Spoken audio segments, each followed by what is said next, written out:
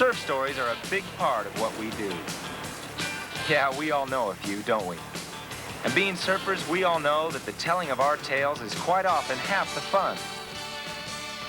Our stories range from the fun to the fantastic, from the outlandish to the outrageous. But the one thing common to each of these stories is that they are all about us, the surfers.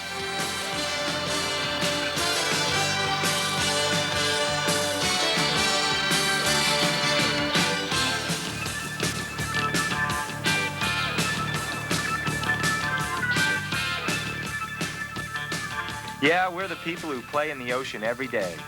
So stories are naturally a part of the scene. And no matter how often they're told, these stories will always remain the same, because surfing will always be one of the most incredible things on earth.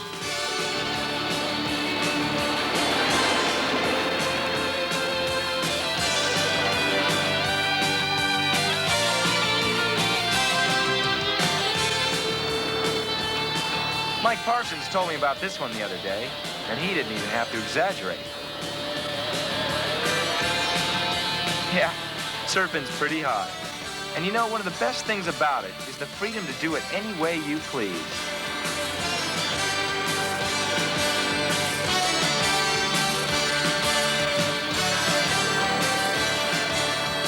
Especially if you're as big as this guy is.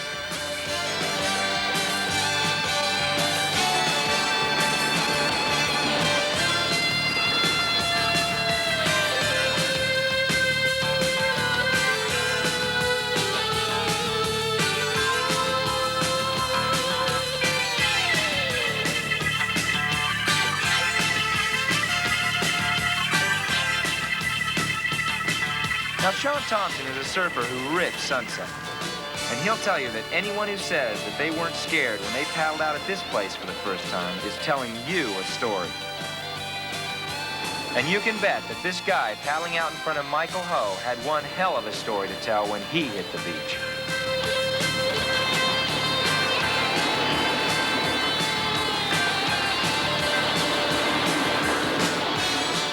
Like a huge wave magnet, the North Shore attracts the best surfers in the world. Surfers like Barton Lynch.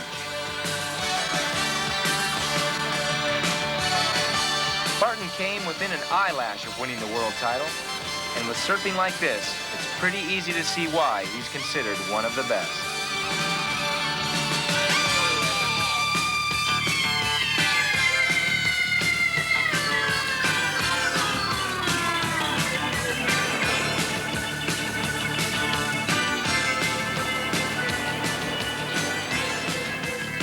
But the North Shore isn't just about visitors. It's about locals as well.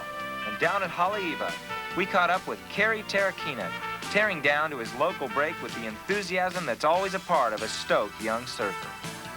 Yeah, Haleiwa's quite a way, but that's a story better told by Kerry. I think for the most part, the reason why people don't surf Haleiwa when it gets big is that every other place on the North Shore, you have a big channel where you can pretty much escape the waves, and you don't have to be constantly paddling for your life. Whereas in Haleiwa, what you have is you have a trench area out to the left of the beach, and the trench area is about 80 feet deep, and it's about 100 yards wide. And what happens is that you have a shift of the water where the whole mass of the ocean is coming in toward the bay, and the trench pulls the water going in the opposite direction. So what you have is this great big washing machine in that area. So you might see the sets coming in, and then all of a sudden you'll decide, okay, I'll start paddling now, but by then it might be too late because the current just picks up really fast, and then all of a sudden you'll find out that you're just behind the peak, and then you'll just get blasted.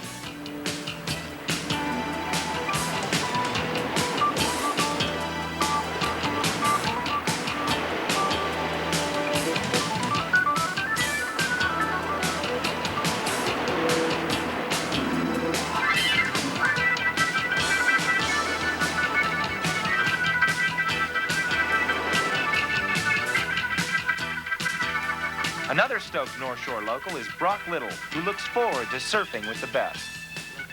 When the pros come to Hawaii, I really enjoy it because I get to surf against them. Tommy Carroll, Tommy Kern, Barton Lynch, they're all really good. They all rip. And when I get them in the heat, it's really exciting for me because I have a chance to learn how they compete and just be in the water with him.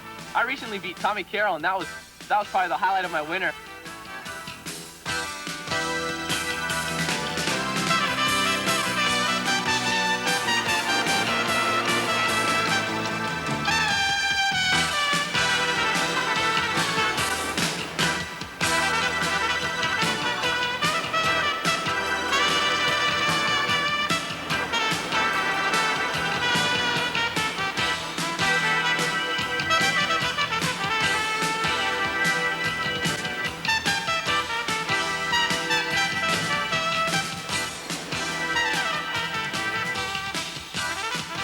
Californian Matt Archibald loves the North Shore too, and his surfing is the personification of a new breed of California surfer. Young, aggressive, and always looking for the outer boundaries of performance.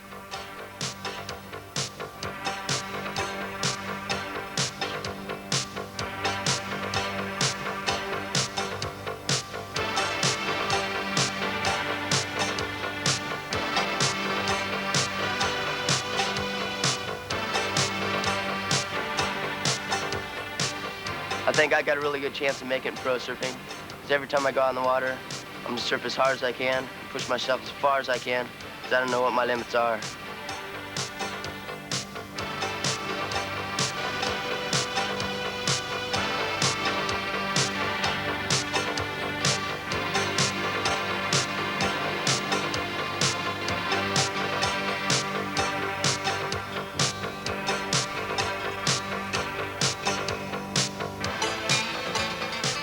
And speaking of outer boundaries, a while back, Matt told me about this surf trip he took with his friend Dean Reynolds. Yeah, travel stories are always a surfer's favorite, and this one was great. You see, they didn't really know exactly where they were going, but after getting lost in this little Latin town twice, Matt and Dean finally did make it to the surface. The local vultures were hanging around, hoping they'd get lost again. And as always, Matt's first waves made all the hassles of getting there worthwhile.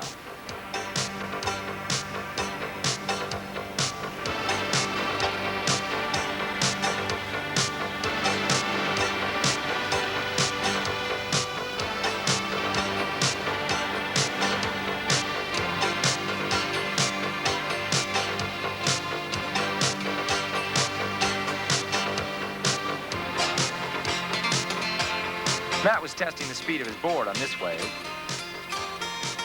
He hit about 75. It was Dean's turn now to rinse off the travel grind. It's pretty easy to see that this was Dean's first day in the tropics. Just check his suntan.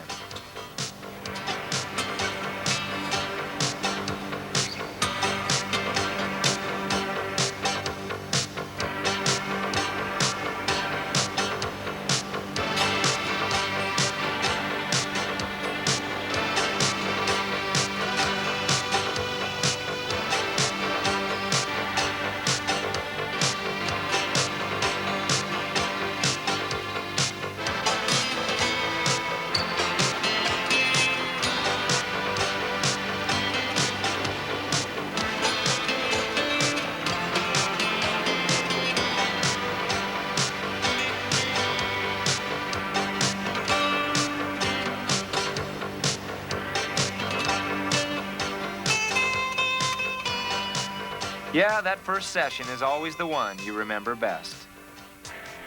Now, Matt Keckley comes from the East Coast, and surfers from there are a whole different breed. The East Coaster is a little more inventive. They've had to be, because when the surf goes flat, they've had to find other ways to get the rush.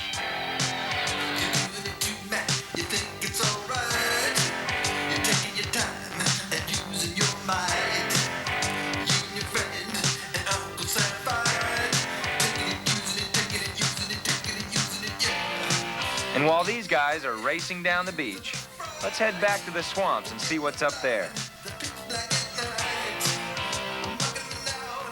Like I said, pretty inventive. And made all the more interesting by a good chance of an alligator attack if you fall off.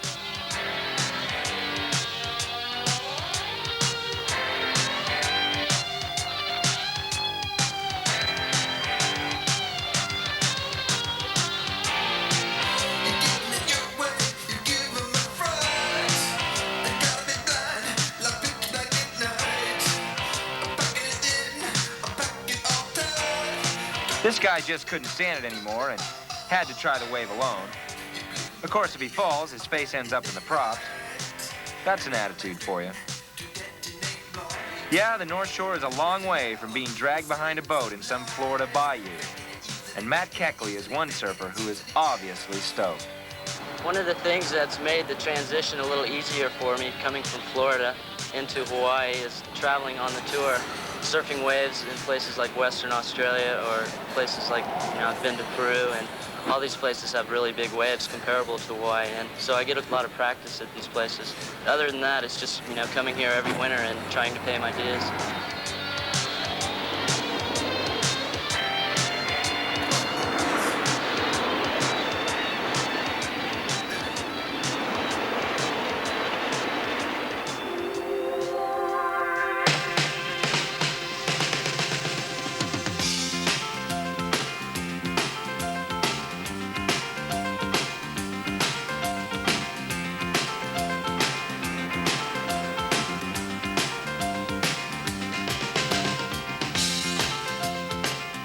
Now, former world champion Shawn Thompson has been hitting it hard for 2 decades. And every time I surf with him, I'm always amazed to see that he's just as excited now as the first day he ever paddled out. Well, people often ask me how I'm able to remain enthusiastic after all these years. I mean, I've been surfing since 1965. Really, it's no great secret. It's really a combination of factors. I think, firstly, I have a great love for surfing on a day-to-day basis. I mean, I just love going out there and surfing. And then also there's the competitive factor. I think I'm a pretty competitive person, and I love to compete. I really enjoy the competition. And then also there's the desire to continue to improve, which I think is vital for any sort of athlete, and especially for a professional surfer. Shawn's surfing is a part of every one of us. And his story began during that epic winter of '75, when he exploded onto the scene and led high-performance surfing into the modern age. And even though that was a long time ago, Shawn's incredible dedication and love for the sport has kept him on top. And today, Shawn Thompson is still one of the best surfers in the world.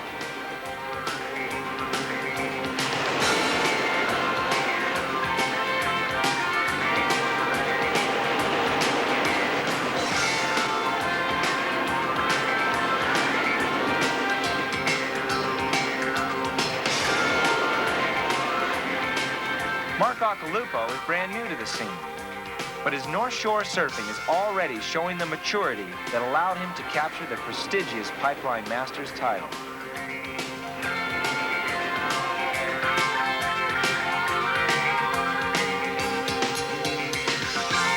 Hailing from a small town called Cronulla in Sydney, Australia, it was Mark's backside surfing that first caught the world's eye.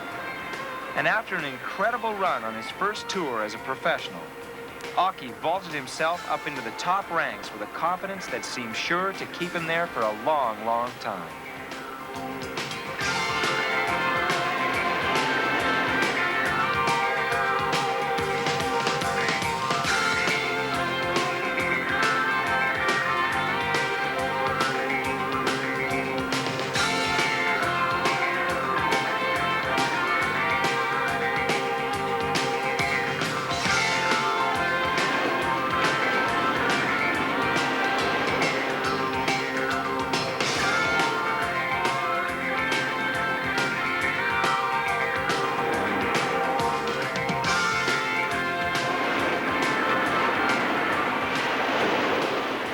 In the heat of a California summer day, there's a lot going on.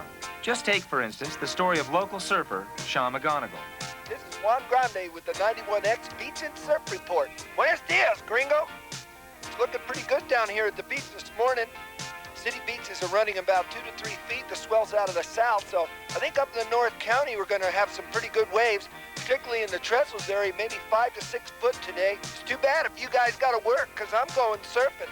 Like most of us here, Sean's day starts pretty early when the swell is pumping. And it always seems so much better when the fun is just a short bike ride away. By the time Sean got to the beach, the scene was already happening.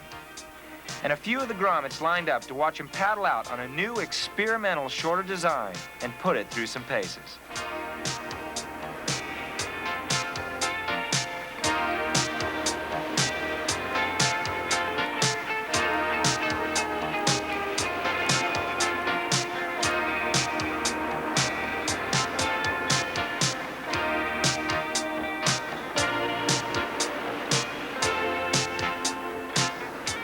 Mike Parsons heard about the swell and showed up in time for this.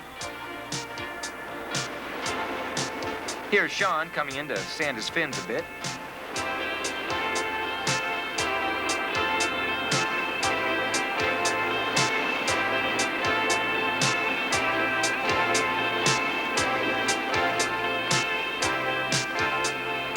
And this goofyfoot was stoked to pick off one of those rare trestles lefts.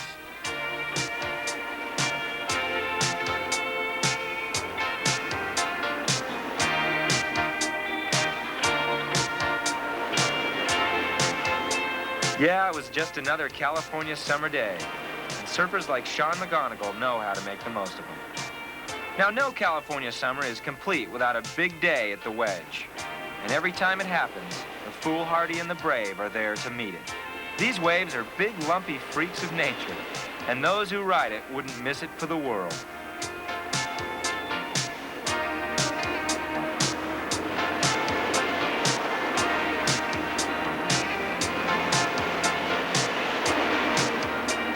Of course, after this, I bet this bodyboarder wished he wouldn't have got up that morning. The pain is shared by body surfers as well. Pat Caldwell was out trying to commit suicide all morning. And this guy just didn't know when to quit. And while he was being crushed again, Pat Caldwell caught the longest wave of the day.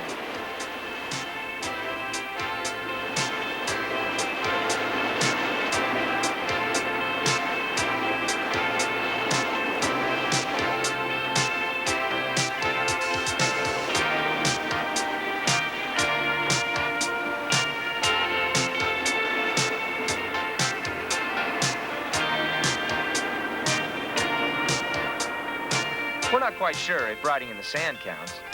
Yeah, living it up on a summer day. That's what the wedge is all about.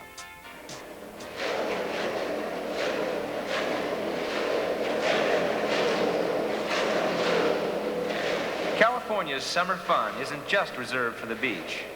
And for those of you who haven't seen it in a while, let me tell you, sidewalk surfing isn't exactly what it used to be. We caught up with champion Christian Hosoi as his friend Mickey Alba took us to a spot appropriately named the Pipeline.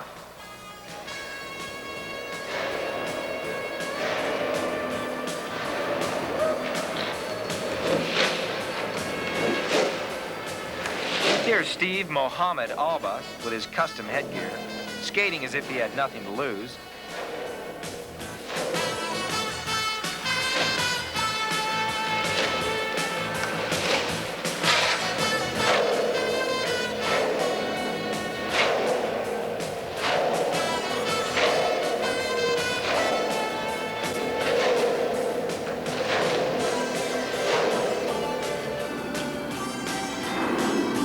Came down from Santa Cruz and quickly found out that it's not as easy as it looks. And here's our hero now on his first run. Christian always takes it to the limit.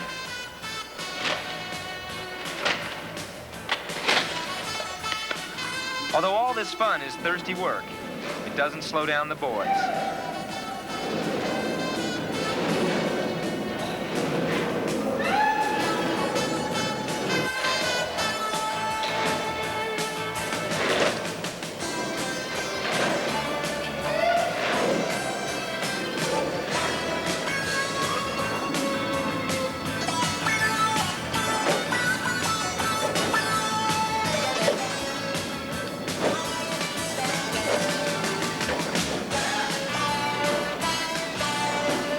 Steve's little brother, Mickey, here, going for some height records.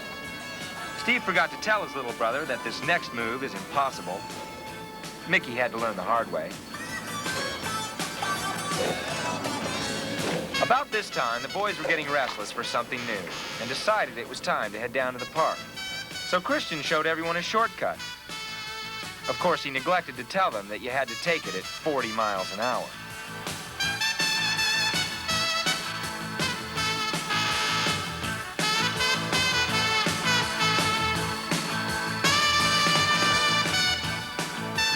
Now, knowing that the girls would be down at the park, Christian talked the gang into warming up in a nearby parking lot.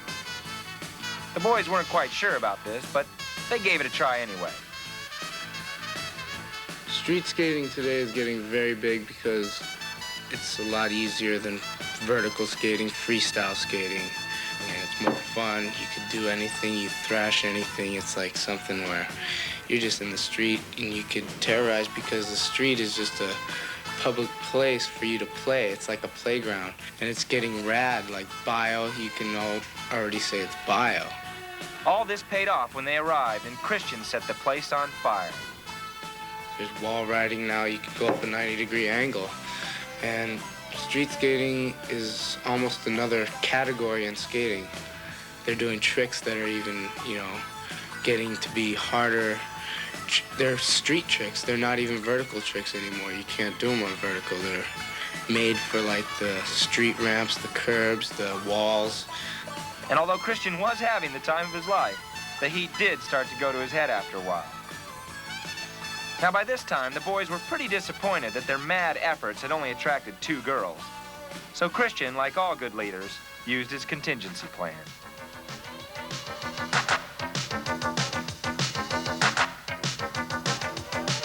These days, skateboarding has taken flight.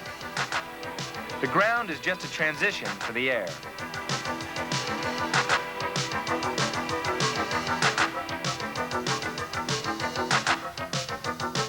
Here, Mickey makes sure everyone's watching, and then sets up this next move he called the Gaddafi Shuffle. Christian can't quite figure out what's got into his best man, so he tells Mickey to shape up. So here's Mickey, shaping up.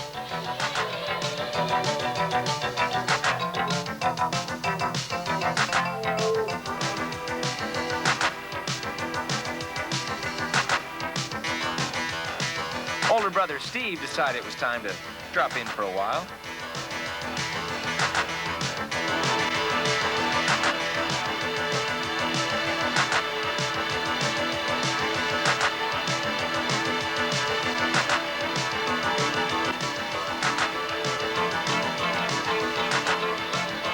Then Rob, from Santa Cruz, found the ramp to his liking and quickly took over.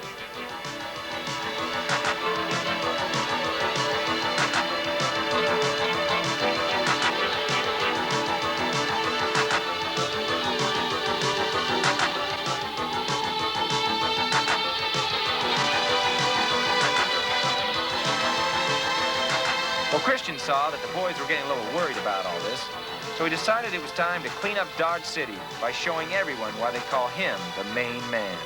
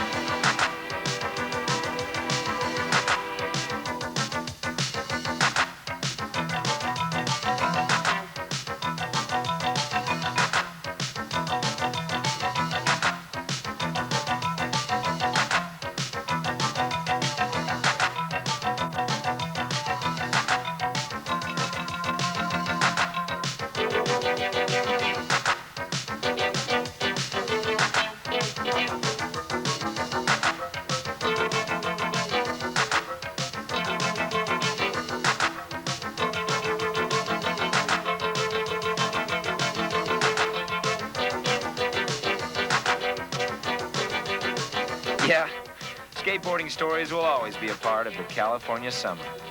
I was driving back to the beach when I realized that no story of summertime in California is complete without Malibu. Along this narrow strip of coastline, known as much for its movie stars as for its great surf, Malibu is what the California summer is all about. The beaches attract beautiful girls and surfers from just about everywhere. And on this classic day, I showed up just in time to see Alan Sarlo getting one of those magic Malibu waves.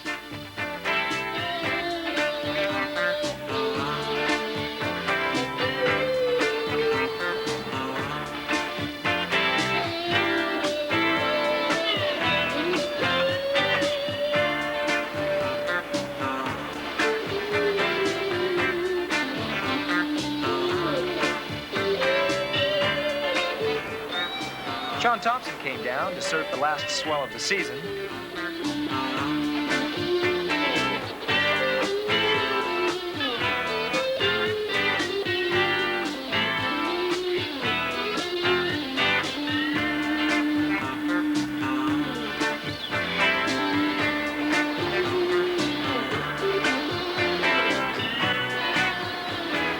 And Scott Daly made time for a few before work.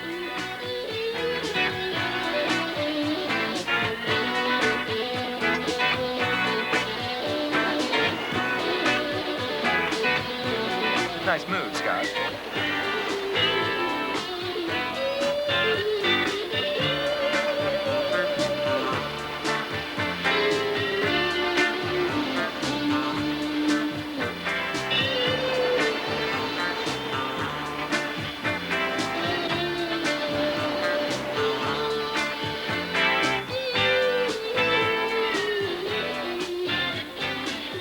For some, it's just a little too heavy.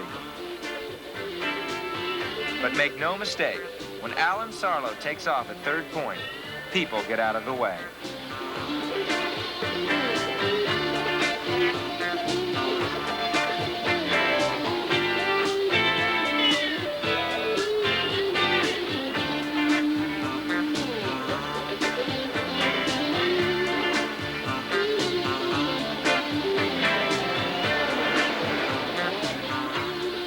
And as another perfect summer day drew to an end at Malibu, I couldn't wait to get back home and tell my friends this story. The Maui story is about perfection. I hadn't seen Malaya this good since 1976. And here on the fastest wave in the world is Michael Ho.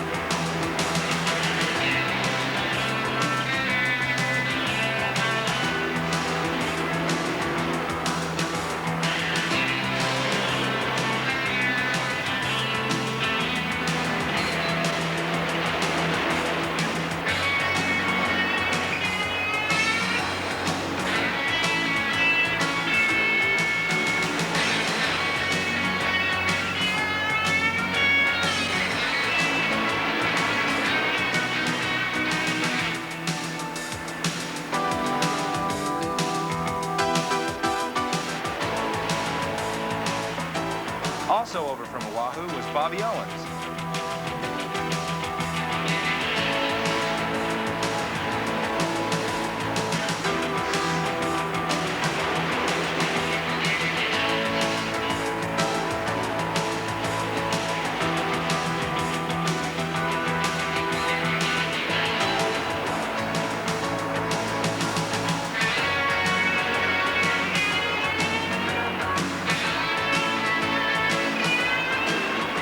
It's a rare thing to actually make one of these waves.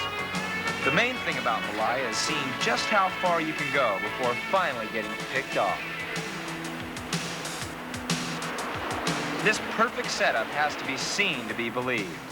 And no matter how good you are, that first takeoff will always catch you by surprise.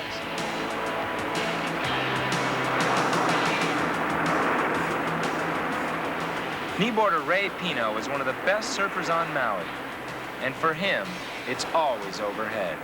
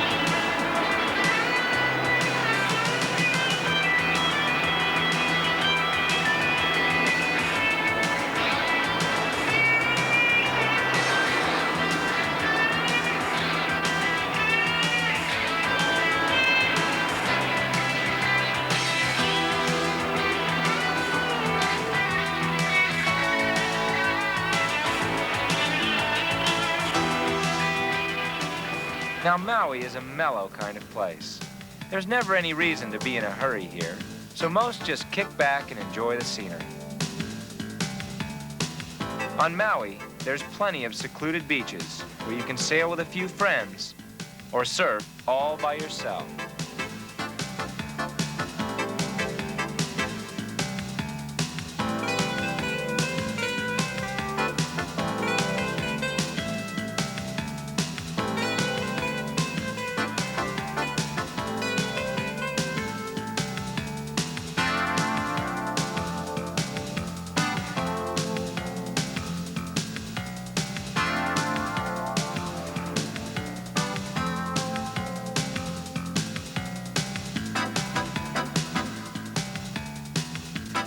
Here's Mike Waltz. Mike lives at Hukipa and surfs it whenever he can. And although he is pretty hot, Mike isn't known for surfing.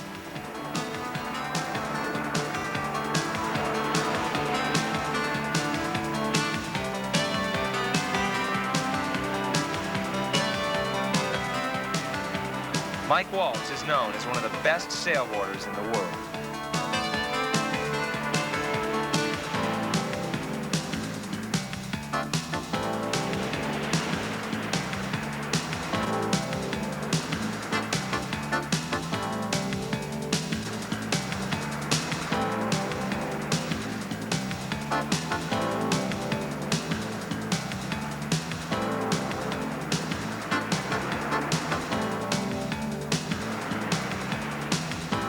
Jerry Lopez, like a lot of older surfers, enjoys sailboarding after the blowout.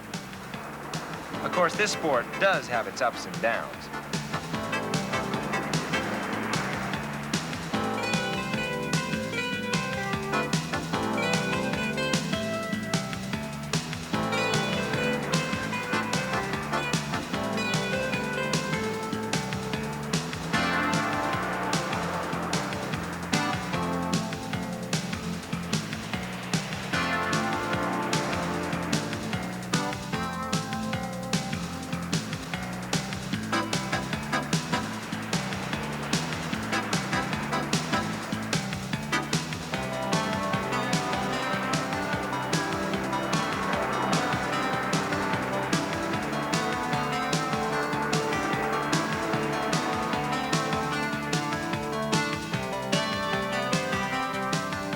Over on the North Shore, Sean and Dane had heard about all the action over on Maui, so they caught the first flight out.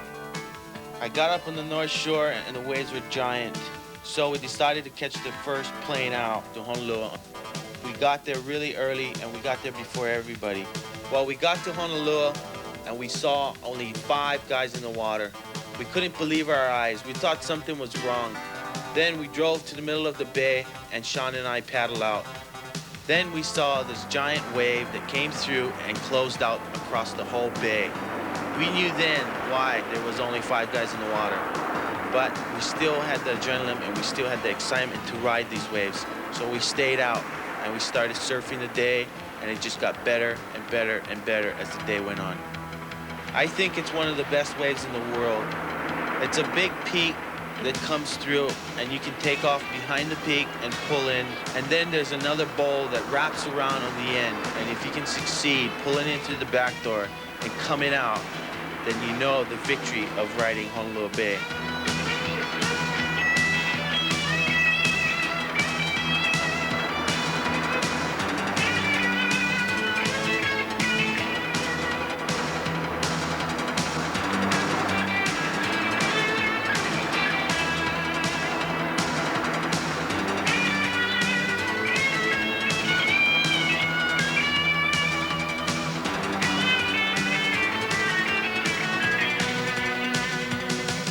Some of the waves were pushing too much water and they had too much bump.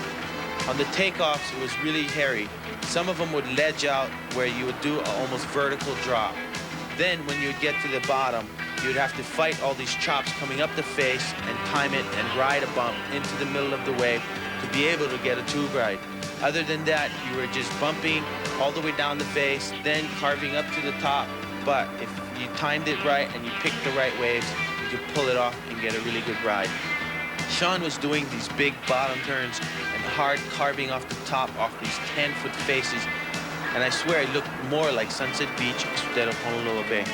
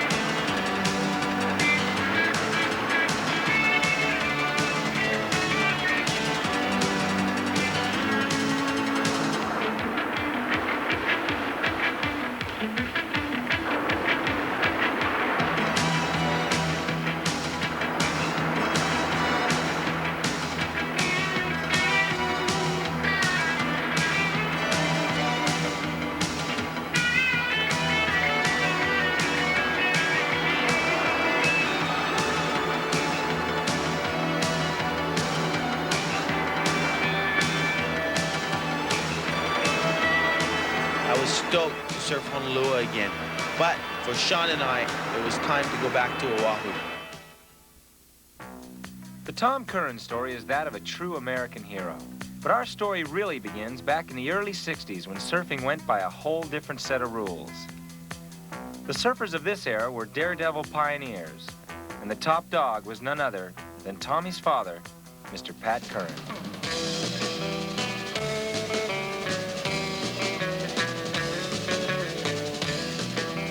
It was an age when men sought to test their courage against the anger of the sea, and Waimea Bay quickly became the ultimate test.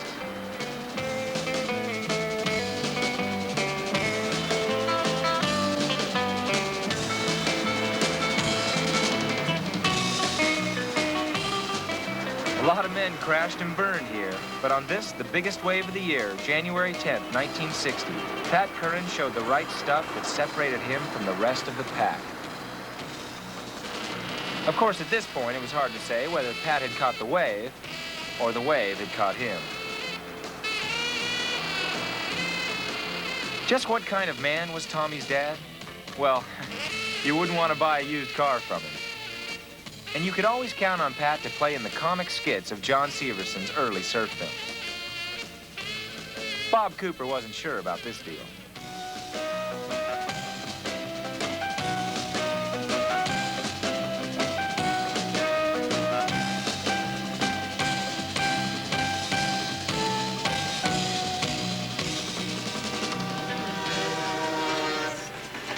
It's been said that our great champions are made, not born. But world surfing champion Tom Curran seems to be the exception to the rule. Tommy had obviously inherited something very special from his father. And from the first moment he hit the water, people could see a certain magic.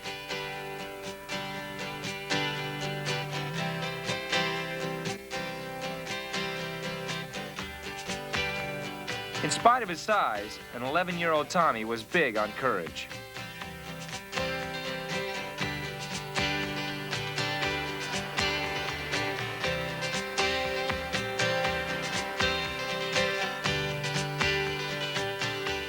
And by the time Tommy was 15, he was already looking towards a bright future. Observers in the know were already starting to take notice of his cat-like grace and a wave knowledge that seemed amazingly beyond his years.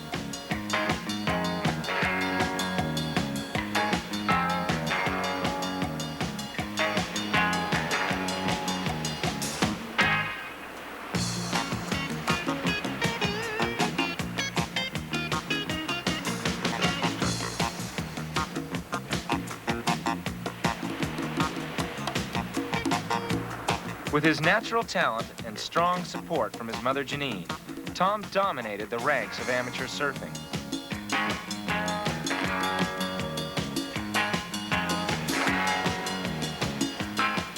But Hawaii is the final proving grounds for any surfer. And during his first season on the North Shore, a 17-year-old Tommy was already showing a strong potential.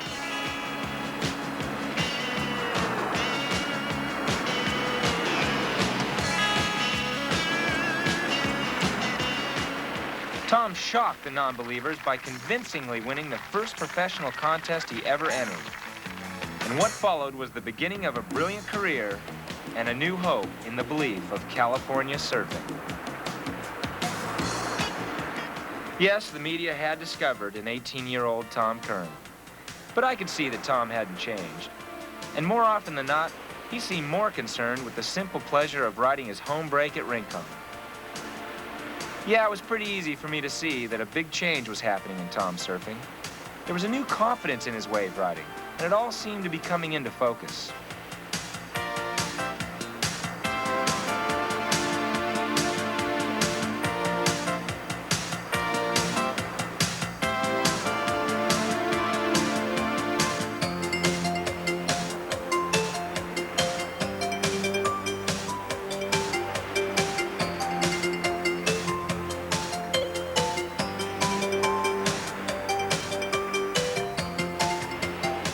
These changes weren't just in his surfing. At 19, Tom married his French sweetheart, Marie. And she was on the beach at Off the Wall to see this, the wave of the year, that announced Tom's arrival as a top gun in world-class surfing.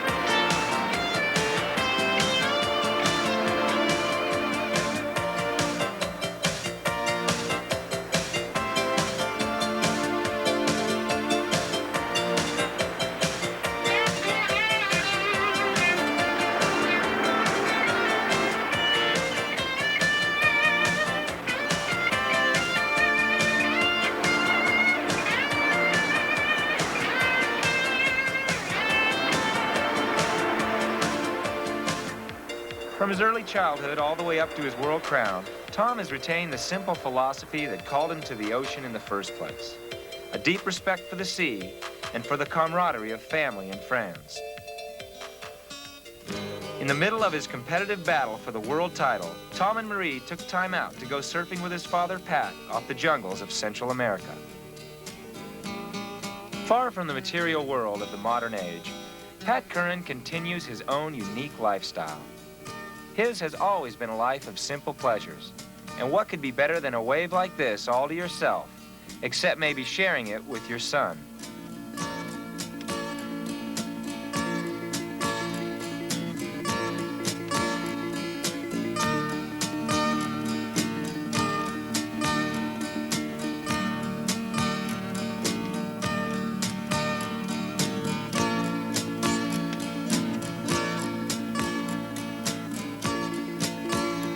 I think it's really important to be able to get away from it all and get away from the competitive scene and just to get out there and surf and relax and live day to day. Think about basic things, getting up in the morning, checking the tides and the surf, and just really spending time on vacation.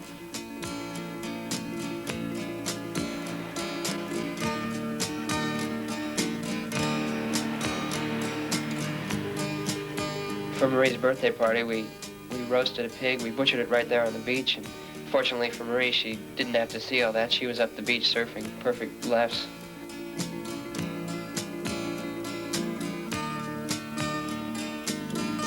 This was on the Caribbean side. It was a little little bowl in a kind of a little harbor bay. It was really picturesque. It was a good wave. You could really smash around. Actually, I tried that board. It's a pretty hard board to ride. He was surfing good. Even though it wasn't real heavy or real perfect, it was one of the nicer surfs that we had there.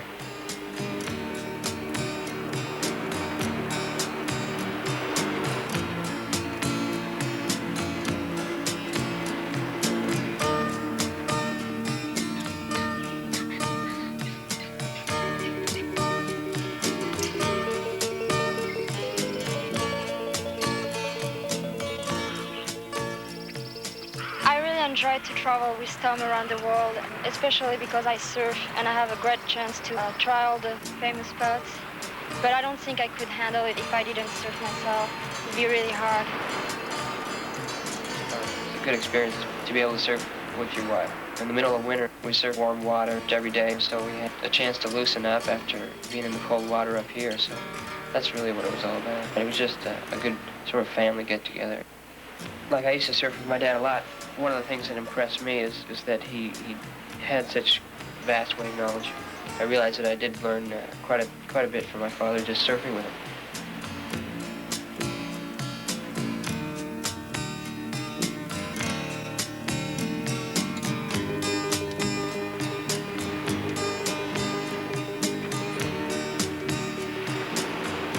Well, it's pretty funny because the monkeys are little cute little monkeys, but they're real aggressive, and they'd come down and they'd look at you real shy and stuff, and then they'd practically jump on you. There was a couple of days where it was a good, powerful 6-foot swell, and we had some fun surf off the left point and the right as well. It was on the Caribbean side.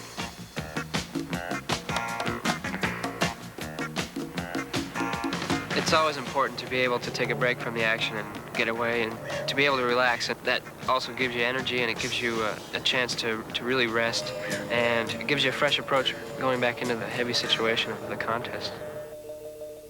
I'm in the lead at the moment, and I want to win the world title, and that's what I'm going to put everything into it right now.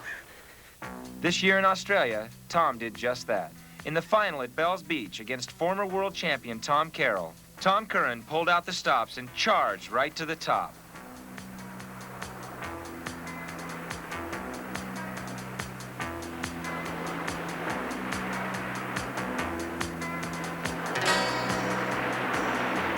The final battle with Tommy Carroll was fiercely fought, and although the Australian did go on to win the event, it was Tom Curran who emerged as our new world champion, and an American hero was born.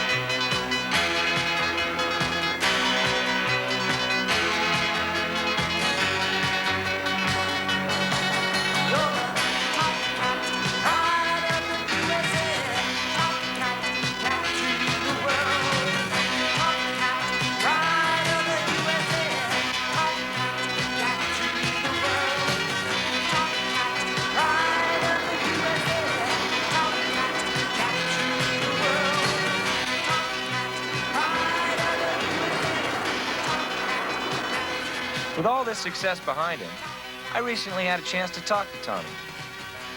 Tom, it's been an incredible time for you. You've become the world champion.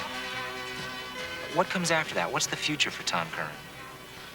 Well, the future for me, of course, is to stay on the circuit. I'm only 21 years old, and really my career, I think, has just started. I hope that I can have, the same success again, and to be able to achieve what I dreamed of doing and planned out and mapped out for the whole year. And I'll be traveling to all the spots on the tour, and I'm really looking forward to it. There's a lot of good surf out there, and there's the events, and there's also the free surfing sessions, which are real special moments too. Everyone's got a story about winter waves. Anyone remember the big swell of '69? Well, even if you weren't there, you've probably heard about it. Yeah, that was a classic. Well, this year on the North Shore, as usual, a lot of stories focused on Pipeline. And John Dom is one surfer who knows them all. Pipeline is simply the best wave in the world. It can give you the most incredible tube ride or a complete nightmare. That's up to you.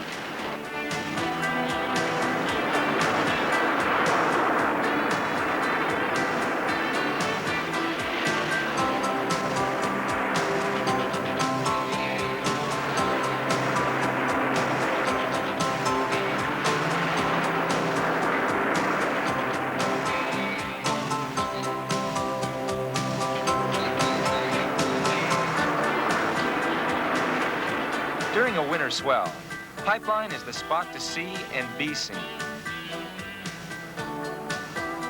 And although thousands come to be part of the energy, it's only surfers like Marvin Foster that can truly plug in.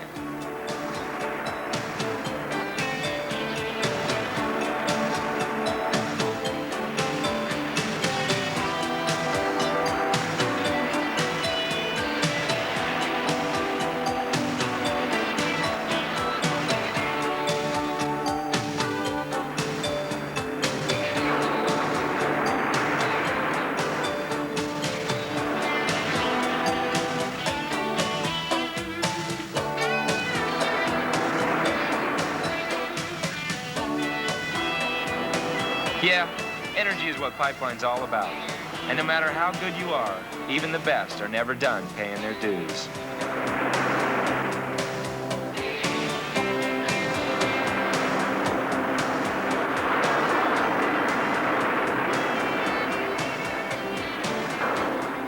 Every time you take off at Pipeline, you're never quite sure what this wave's gonna do.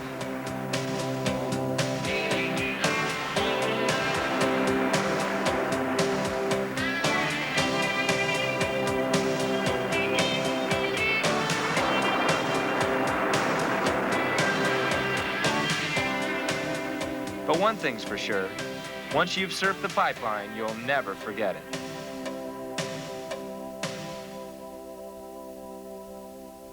The focus on the North Shore has always been in big, unforgettable waves. But there's another unforgettable side to the Hawaiian winter. And every year, between giant swells, when the sport's best surfers hit the water with the hottest local crew on Earth, nitro-burning small wave performance reaches a boiling point.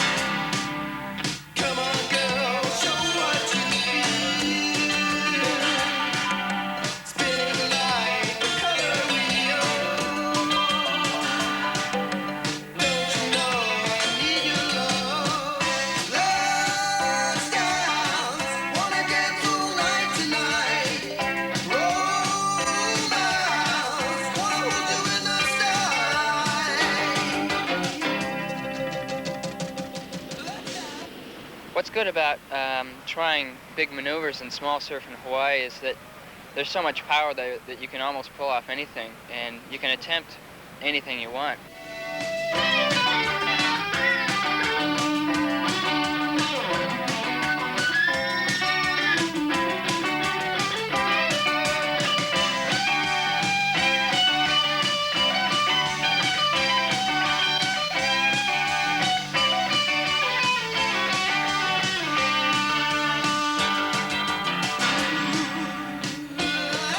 With the big wave pressure off, surfers roll the dice on every ride, pushing the limits, attempting the impossible.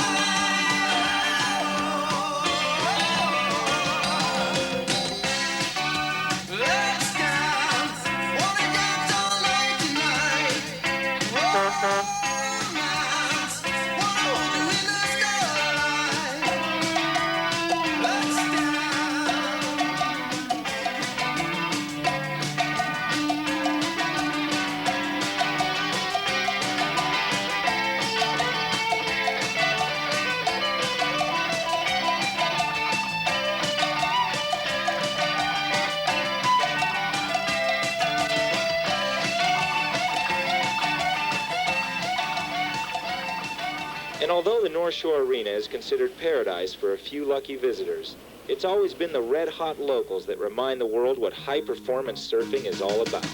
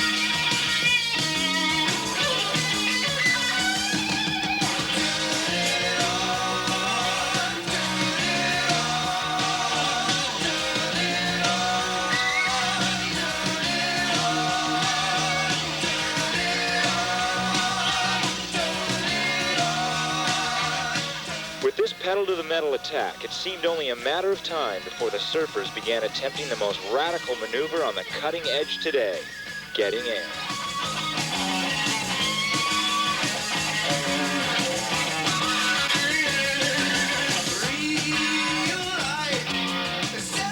Aerials are probably the maneuver of the future. A lot of young guys these days are doing them, and I think they need a lot more work in it, and maybe in a few years they'll be recognized as a functional maneuver.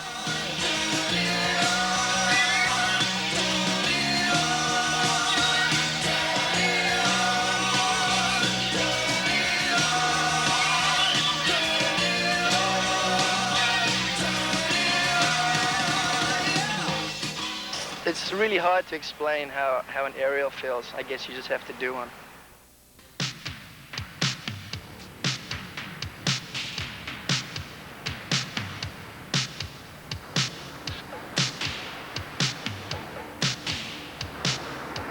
But sometimes it comes up too big.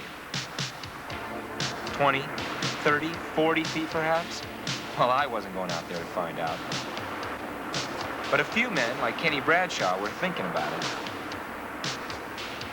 I think the fear factor in surfing big waves is overcome by discipline, dedication, and desire. When you have this great desire to ride larger surf, which is almost inherent in some people, that's what drives people. So between desire and dedication, I think is the biggest part of what makes people want to ride big waves.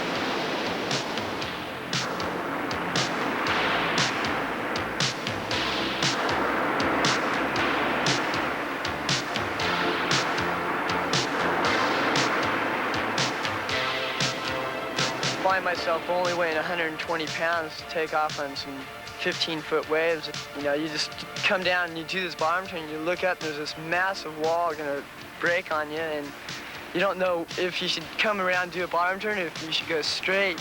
And it's a pretty good feeling to go out there and at least try Waimea. And although that was Jim Hogan's first time at the Bay, fellow Californian Richard Schmidt is an old hand in big waves.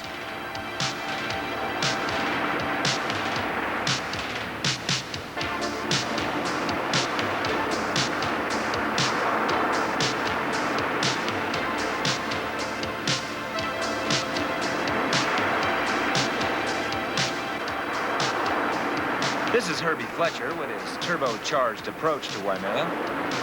Kenny can't quite believe it. At this point, it's past being dangerous. It's downright foolhardy. But a few guys are still out there.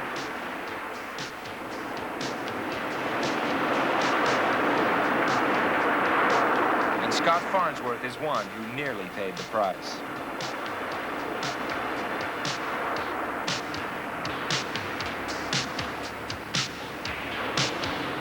And as huge sets finally closed down the bay, the biggest swell of the winter was just coming on in California. A magic session had come alive. Hawaiian great Dane K. Aloha and I lucked into one of California's rarest spots when we decided to check it out on a wild hare.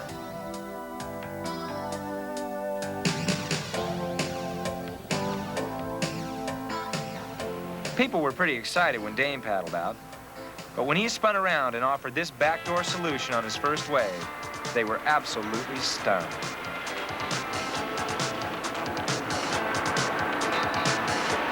A few locals out, like Mike Ellis, followed Dane's lead.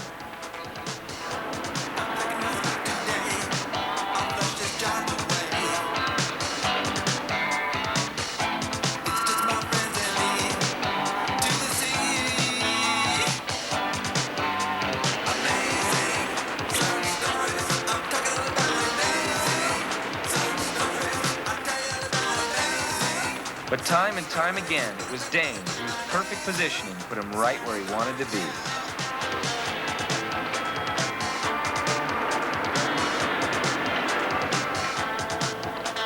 Malibu's Ian Warner gave it a try.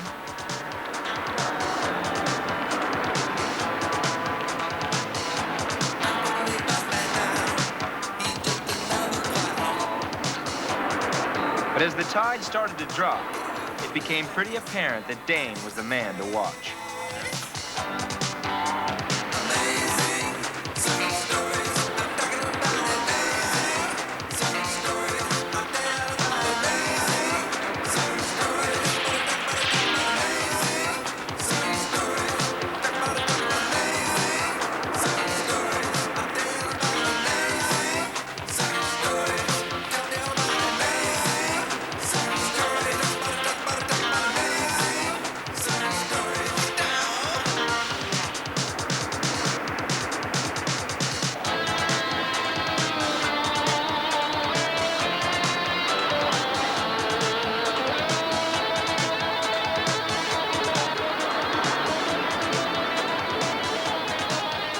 Then, just before it closed out against the rocks, my friend Randall Kim took off on the last wave of the day. And as it pitched out over him, we saw a wave that was sure to become one of those amazing surf stories.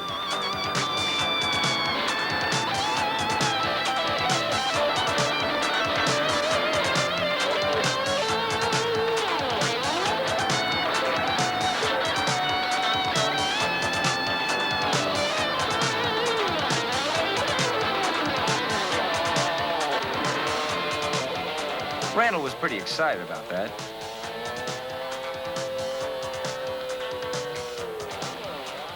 By the next day, the swell had died, so we decided to head in a different direction. Just an hour and a half from Los Angeles, we were up at 8,000 feet, where the air was clean and our thoughts turned to a different kind of surfing.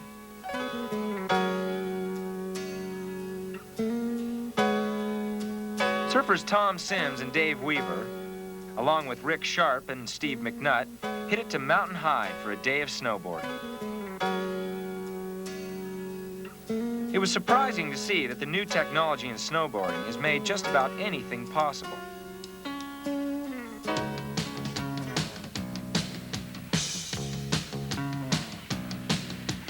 Tom Sims with a cutback here.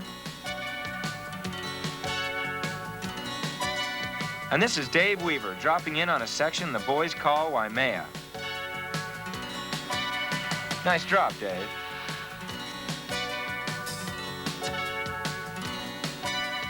Now, Rick Sharp has only been at this for a short while, and this was his first run.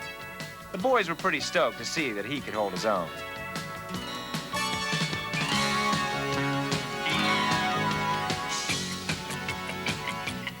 Steve saw this and figured he'd better do something hot.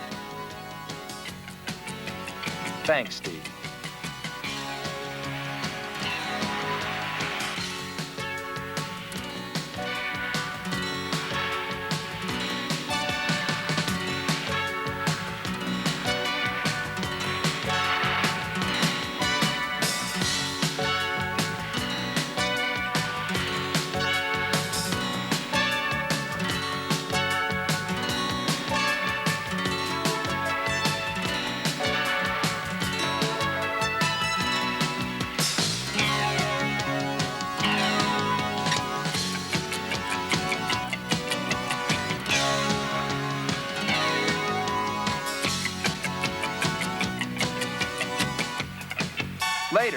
Dave flew into the trees, and we weren't quite sure what he was up to, until he came flying out and started surfing across a frozen 10-foot wave.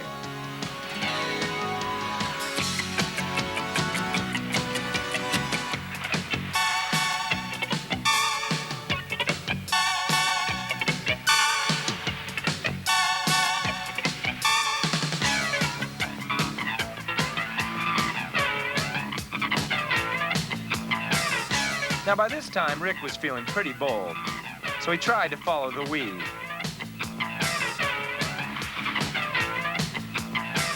But all he ended up with was a little yellow snow.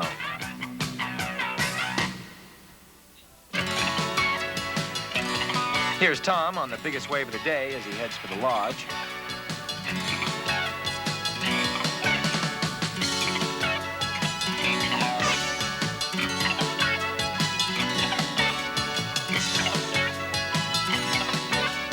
And here the boys toast Rick's brave efforts in the end of another day. Tahiti. Just the name alone evokes images of a heaven on earth, a paradise.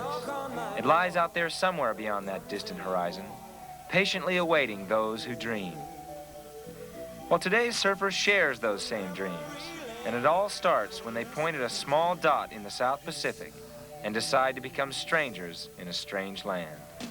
Strung like pearls through a warm ocean of blue, the Society Islands remain an exotic outpost of our imagination. And although the modern age of travel has put Tahiti within hours of civilization's grasp, the tradition of a spiritual respect for the ocean still runs deep in the blood of her people. In Tahiti, surfers are still known as the children of the sea, and as storm waves march thousands of miles to crash against her outer reefs, it will always be the surfers who are there to greet them first.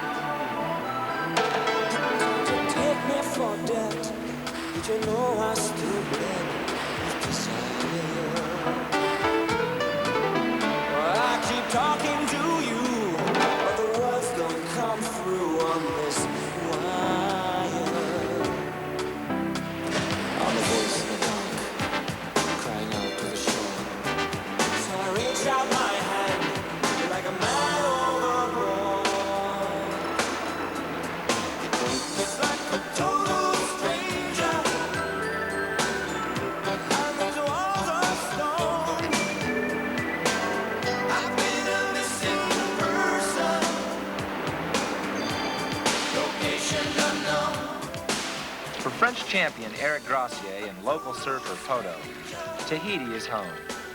And for them, life has always moved at a more natural pace. This is Poto going for a quick lunch break. Eric was pretty stoked as well.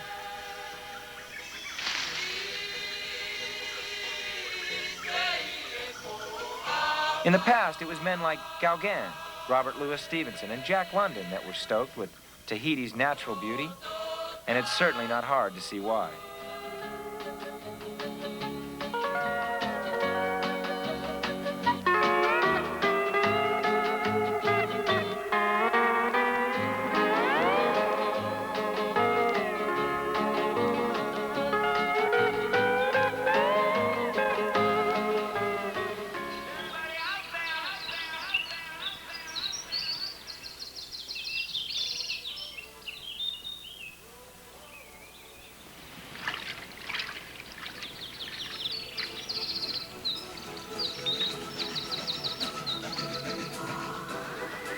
For our Sanjaraho and the boys, it seems that here in paradise, there's always plenty of time.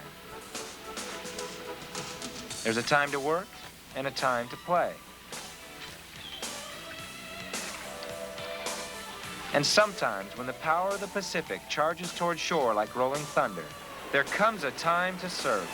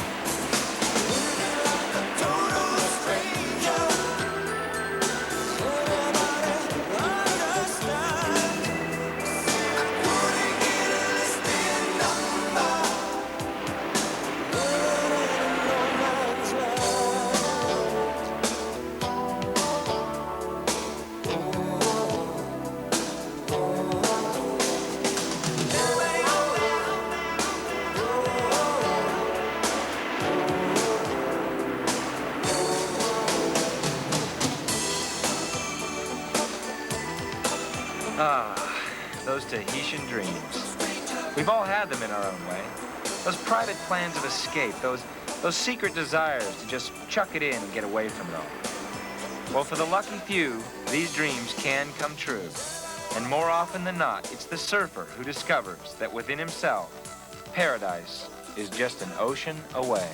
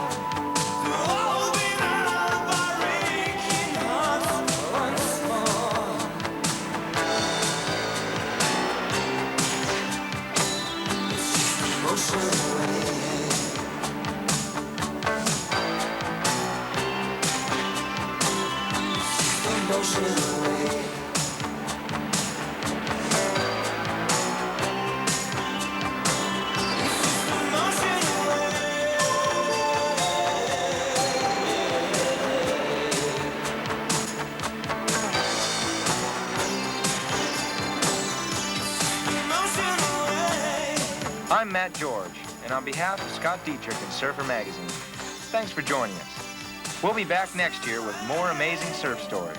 But until then, we'll see you in the water.